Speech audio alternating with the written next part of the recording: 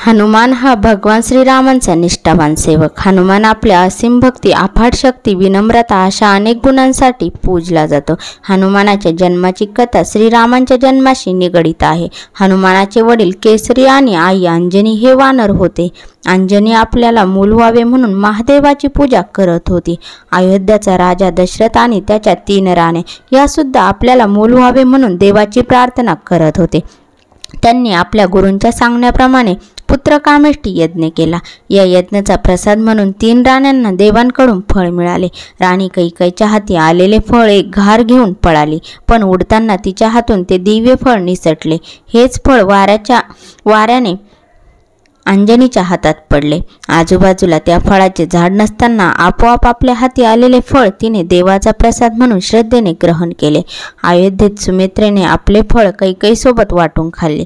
त्या दिव्य फळाच्या प्रभावाने अयोध्येतही 3 राण्या आणि अंजनी या सर्वांना मुले झाली. केसरी व अंजनी यांना जो मुलगा झाला त्याचे नाव ठेवले मारुती.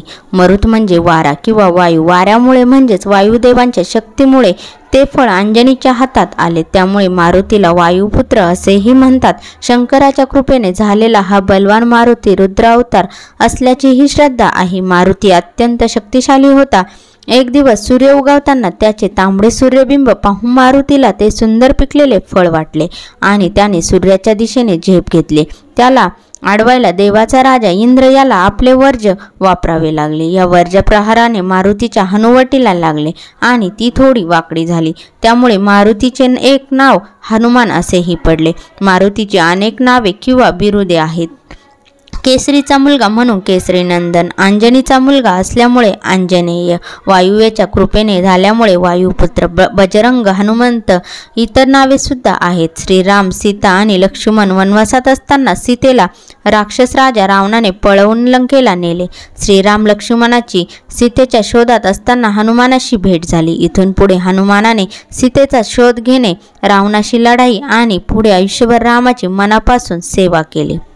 त्यामुळे सहसा जिथे रामाची मंदिरे आहेत तिथे त्यांच्या बाजूला हात जोडलेला हनुमान असतोच. त्याला भक्तांचा शिरोमणी म्हटले जाते.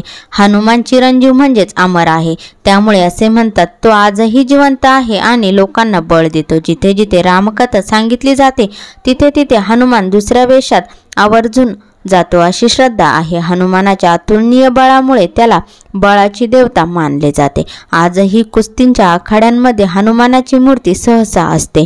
पहिलवान हनुमानाला नमन करूनच कुस्ती खेळतात, तयारी करतात. चैत्र पौर्णिमेला हनुमानाची जयंती साजरी होते. हनुमानांच्या मंदिरामध्ये त्यांची विशेष पूजा होते. मोठ्या संख्येने लोक हनुमानाच्या दर्शनाला जातात. अशा प्रकारे ही हनुमानांच्या जन्माची कथा आहे.